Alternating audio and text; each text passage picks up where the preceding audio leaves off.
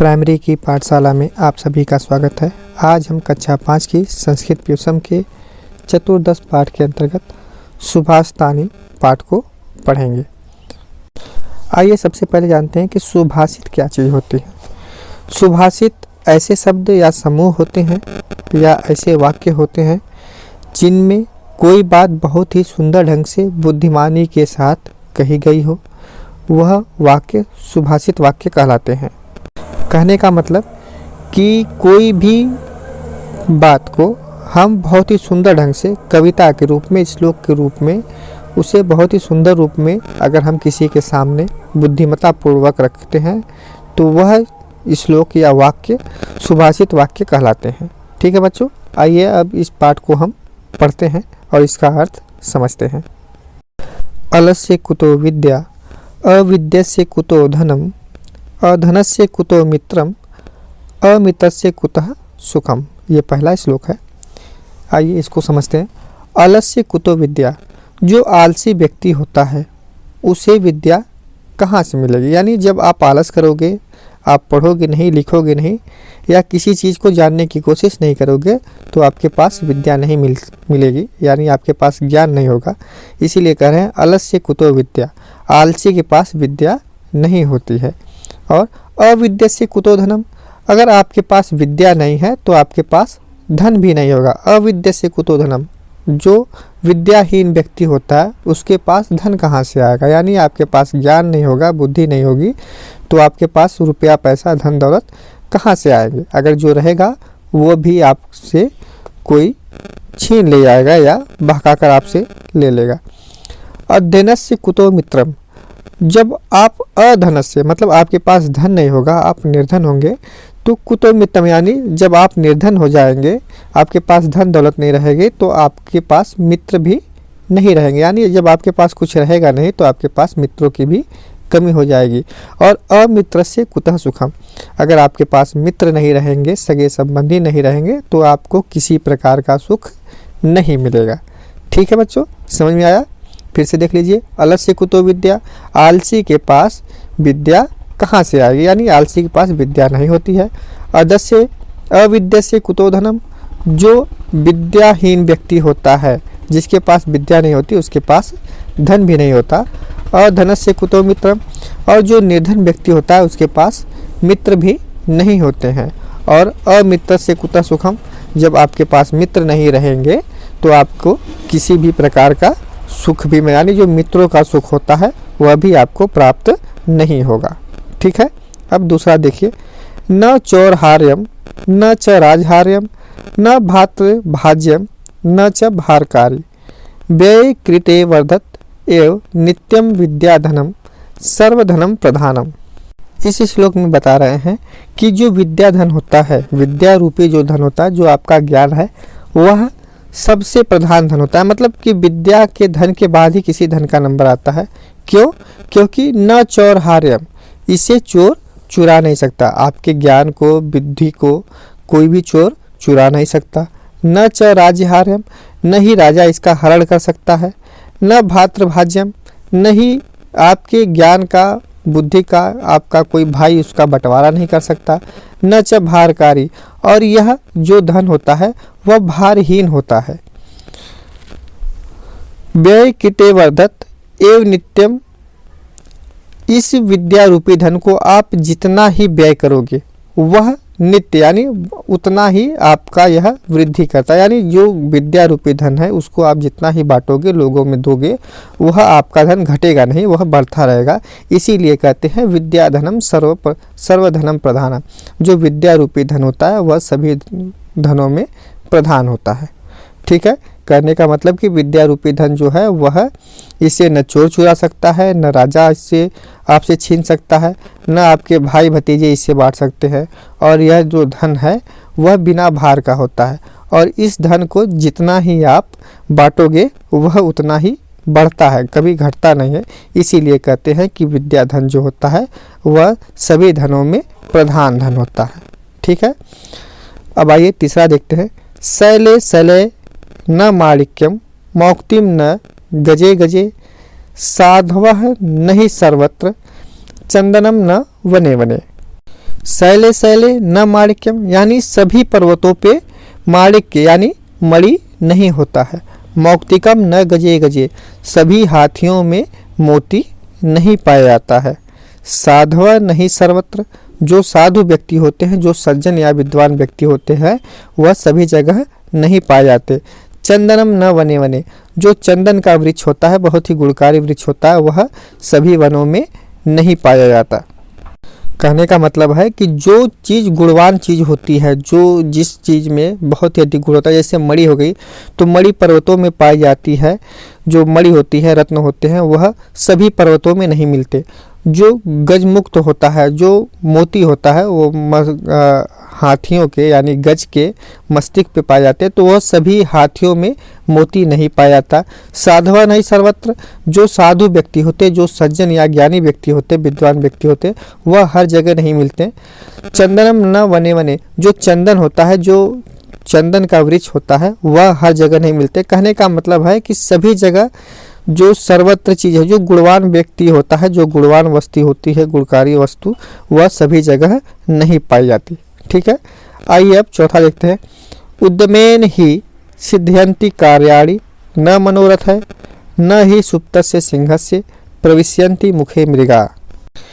उद्यमे ही सिद्ध्यन्ति कार्याणि, कहने का मतलब है कि परिश्रम से ही कार्य सिद्ध होते हैं।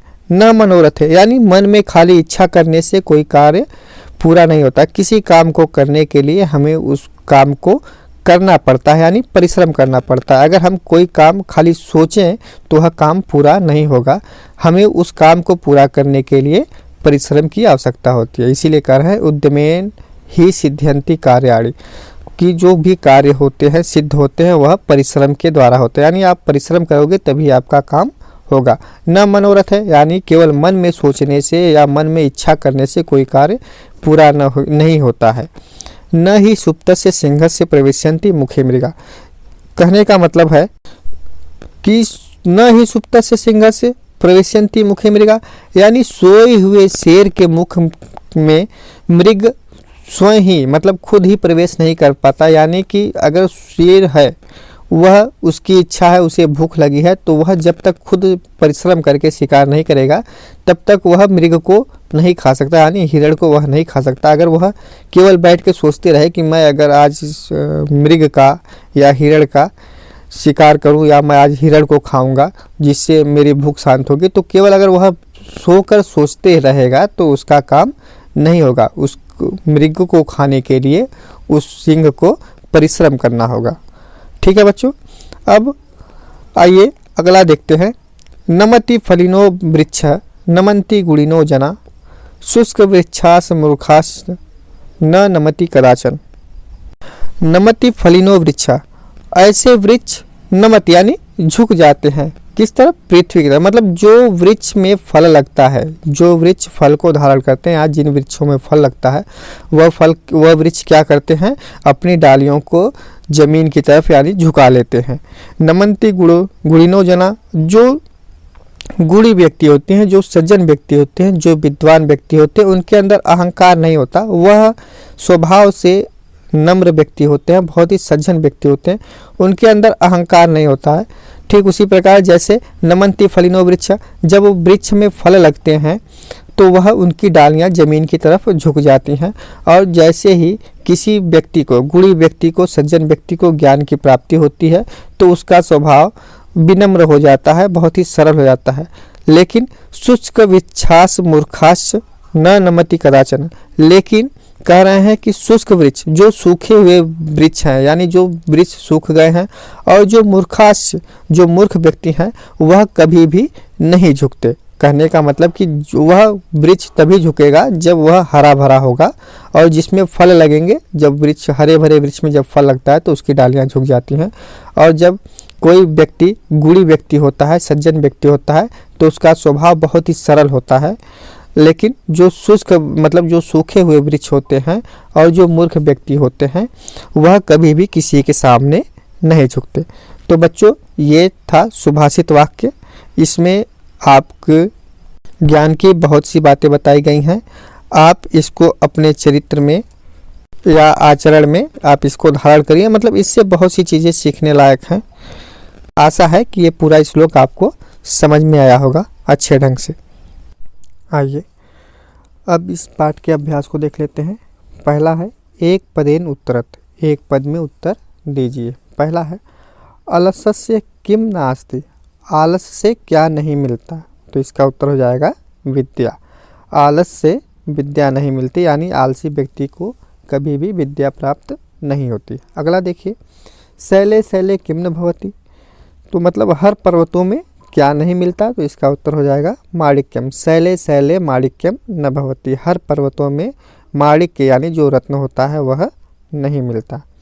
अगला देखिए ग कस्य मुखे मृगा न प्रविश्यन्ति, किसके मुख में मृग यानी हिरण प्रवेश नहीं करते, तो इसका उत्तर हो जाएगा सुप्तस्य सिंहस्य, यानी सोए हुए शेर के। सुप्तस्य सिंहस्य मुखे मृगा न प्रविश्यन्ति, सोए हुए शेर के मुख में मृग यानी हिरण प्रवेश नहीं करता। ठीक है। घ देखिए कीदृशा वृक्षा नमन्ति, किस प्रकार के वृक्ष झुक जाते हैं, तो इसका उत्तर हो जाएगा फलिनो, यानी फल से युक्त वृक्ष झुक जाते हैं, यानी जिस वृक्ष में फल लगते हैं वह वृक्ष धरती की तरफ झुक जाते हैं, यानी उनके वृक्ष की डालियाँ झुक जाती हैं। ठीक है।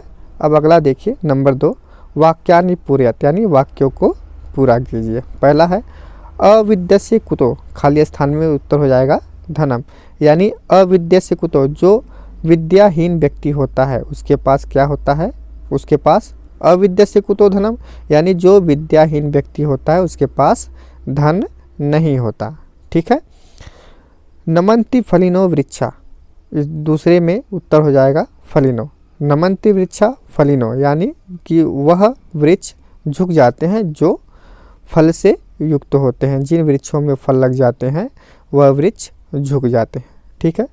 ग देखिए साधव नहीं, खाली स्थान में हो जाएगा सर्वत्र, यानी जो साधु व्यक्ति होते हैं, साधव नहीं सर्वत्र, जो सज्जन व्यक्ति होते हैं, जो साधु व्यक्ति होते हैं वह सभी जगह नहीं मिलते।